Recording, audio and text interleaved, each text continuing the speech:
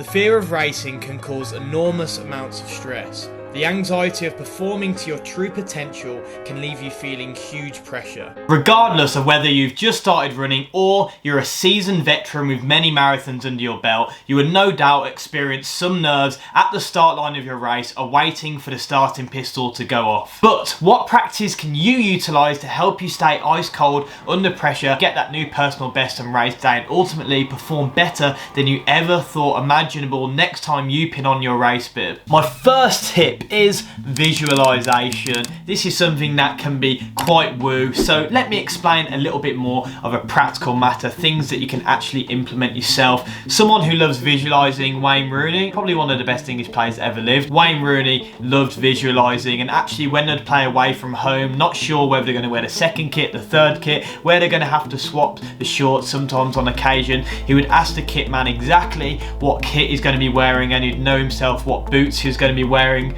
And this would help him visualize the match, help him visualize the good things, the bad things, ultimately give him peace of mind and feeling that familiarity, so that when he goes to play, it feels like he's one up to everyone else because he's already there. And someone else, I'm not sure if you're familiar with UFC or MMA, Henry Cejudo, former flyweight and bantamweight world champion, he held the titles back to back, only one of few people to ever do that. He would actually mimic his ring walks, if you like, or his octagon walks, where in training camp he'd build a little octagon and he'd have his same music playing, and he'd have a team partner mimic the opponent, so that he would train or at least practice a few times before the fight on fight week, again making himself feel familiar. So visualization, basically, it isn't just kind of woo like positive thinking that isn't realistic. For me, I like to visualize the bad things that could happen if the worst thing does happen. If you can put yourself in that mental state before the race, if that thing did happen, that calamity did happen, you know you've been there before, you're not going to panic. And the positive things is, I like to imagine what I'm going to be wearing, imagine myself doing well, imagine seeing my family in the crowd. I like to visualize the race, and ultimately this gives me peace of mind. The buzzword in this video is familiarity. Familiarity will hugely reduce the risk of anxiety, because you should treat these races just like another long run on your training. Training hard will breed genuine confidence. I'm one of those type of people that if I'm training, I don't think about, oh, I'm really strong at that, or I'm really good at that. I'll think about the things that I'm not so good at, I'll concentrate on those. But if I'm training hard on a daily basis, for me, this is the only thing that actually genuinely builds up my confidence. Why? Because that breeds genuine confidence through giving you that self-respect. You know that you're working hard on a daily basis, so you respect yourself ultimately. So when you go to race on race day, you have that confidence inside of you. And I feel like if you're in a happy place or a much more relaxed place, you're going to be able to use those nerves on race day to the best of your ability, and ultimately help you to achieve the best time possible. After covering some of the more in-depth topics, I'm just going to quickly go over some common fears, and the first one of those is either hitting the wall or running out of energy. Training is a huge confidence booster. If you're working hard day in, day out and training, naturally this is going to give you that genuine confidence, because you know how hard you're working on a daily basis, and this will ultimately give you way more confidence when you're running and help you perform to the best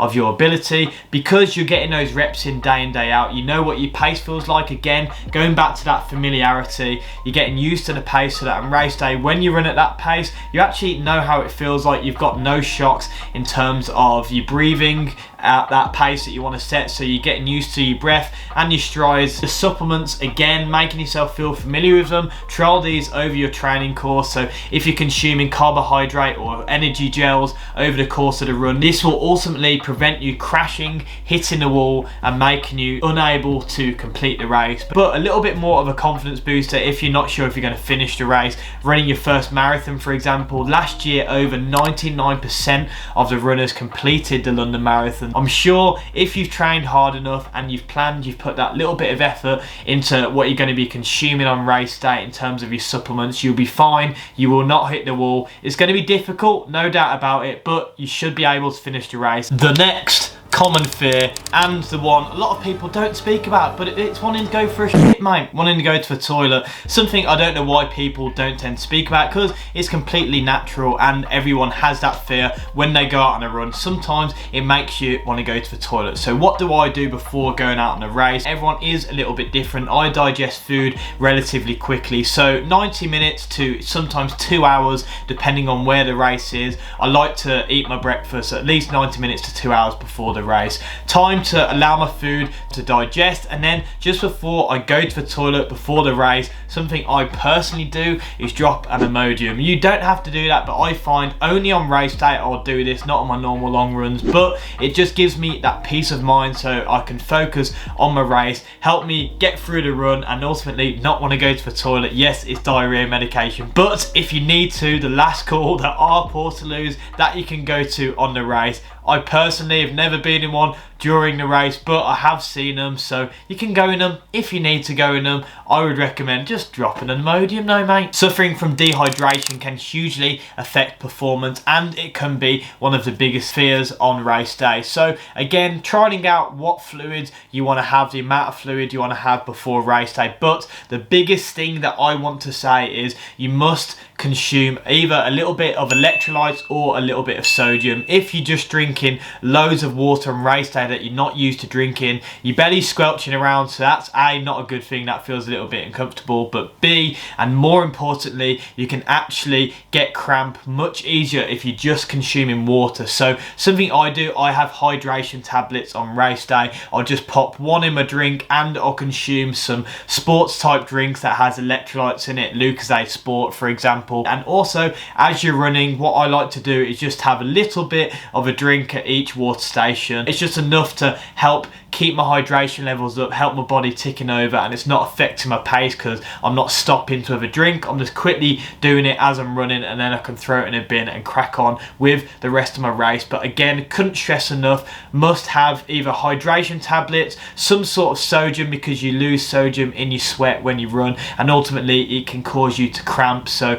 practice these on your training runs, but if you haven't got a chance to practice on a training run, hydration tablets are pretty much the way to go. My last common fear is something that I can really relate to, especially in my early career of running. The fear of failing or looking a fool would affect me so much, but nowadays it doesn't affect me at all. And a quote that I absolutely love: success is not final, failure is not fatal, it is the courage to continue that counts. A good way to look at this, I think, as I'm getting into my mid to late 20s now, I don't really care about what people think of me anywhere near as much as when I did when I was perhaps a teenager. And there's something in psychology called the spotlight effect, and what this basically means is a lot of people feel like they walk around life with a spotlight on them. Every decision they're making, even behind closed doors, is getting judged by someone, and realistically no one else cares that much. So compare yourself to yourself, but use others to help you get what you want. And what I mean by that is use your competitive nature on race day, especially in the last part of your run where you're really inside your ego and you're just using them to compete. You're battling with them, but ultimately you're battling with them and you're helping each other out to achieve what you both want, if that makes sense. Even if you fail at something and you've tried your absolute hardest, you know there wasn't much more you could have done in training, you've got to race day and you genuinely felt like you couldn't have tried any harder, and you come out on the other end of it, you didn't achieve what you wanted to achieve, but I guarantee you this will actually give you a freeing feel and humble you a little bit, because your ego can no longer tell you you can do something. You've actually proven to yourself that you can't do something, and this is actually a freeing feeling, I feel like, and this will ultimately give you the motivation to want to go again. I know from myself, if I've done well at something, it's much harder for me to motivate myself to keep doing that thing and keep getting better at that thing than it is if I made myself look a little bit stupid or failed at something. That's going to give you the fire to want to go even more. A concept I like is, if you're feeling uncomfortable in any part of your life and perhaps you're doing something that scares you a little bit, that feeling uncomfortable is absolutely necessary for growth. So instead of feeling nervous about the race or nervous about failing, those nerves are actually going to help you to perform to the best of your ability. Let me tell you a quick story. When I was a little lad in school, I'd play football competitively for my whole life growing up, and I appreciate you probably like football, mate. This is a running thing, but Hear me out. I played football competitively and my dad would watch pretty much every game growing up. He'd take me to every match and my dad would never really have a go at me if I did something wrong. He'd give me constructive criticism and ultimately not shout at me for anything other than a lack of trying. And honestly, I was never really the most technical player in the world, but I pretty much tried my hardest in most of the games that I played. Anyway, I digress. I was competing in an athletics race of 1500 meters when I was probably 14, 15 years old. And I remember on the way to the race, my dad said to me, because I was a type of runner that actually wasn't bad at sprinting as well. My dad said to me, just try your hardest, let's try a new tactic. Stay with this first lot. And if you can stay with them to the last 100 meters, then if you kick, they're not going to be able to catch you. They might have been able to catch me, but you know, you've got to psych up your team a little bit. Appreciate that, Dad. I've gone to my dad, yeah, okay, I think that's a good tactic. Because in the past, I would just kind of be way back behind the group. And by the time I sprinted, I wasn't quite close enough to them to make up that lead. But I'd gained them on the last straight. But anyway, with this new method, my dad told me the new game plan. What happened at the start of the race, I'm looking around at this athletics track, the biggest crowd, because this is to get into the regional finals. And I'm there, and I remember just absolutely f***ing myself. Instead of feeling energized by this, the nerves just completely got the better of me. And I remember feeling, I don't want to run a race again. It scared me that much that instead of being motivated by this, I was like, I don't actually want to go through this again. What happened was I deliberately slowed myself down. I went back to my old tactics. I was too scared about competing or getting into the next round, where I literally was behind the group. I allowed them to go past and then I sprinted again at the end, but they were just way too far in front of me. And my dad never shouted at me in football, right? He absolutely screwed at me when I got in his car. He's like, that is f***ing embarrassing. But it was this point where I kind of realised how weak my mind was.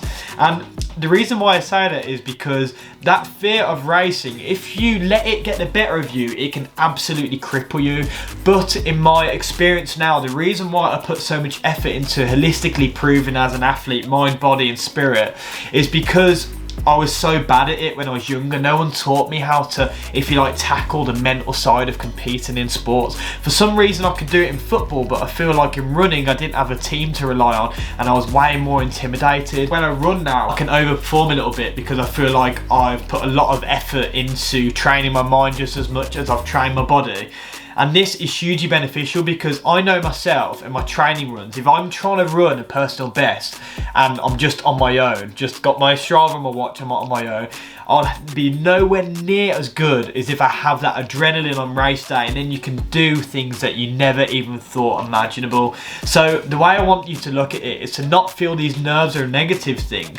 Say, okay, there might be nerves, but don't internalize that emotion as nerves. Internalize that emotion as excitement, and you need these nerves to be able to perform at the best of your abilities. I appreciate some of you that have clicked on this video. Perhaps I've searched it in and you're a day or so away from competing in your race. You've got a little bit of anxiety. So some of the things I've said regarding, you know, try it out in your training plan, you might have gone, oh, well, I've not tried anything else. Don't panic. If you're racing tomorrow, for example, just set out your clothes that you want to set out. Something I do, I make sure all of my clothes are washed. I lay them out on the bed or I put them on a table. So when I get up first thing in the morning, I know everything's ready. The food is already in, so I know I don't have to go to the supermarket. Just helps you, give you that peace of mind, makes you feel less overwhelmed, less anxious. If you've enjoyed today's video, smash that like button. Just drop the video a like, mate. I hugely appreciate it. Helps me out of the algorithm. And if you haven't already, subscribe.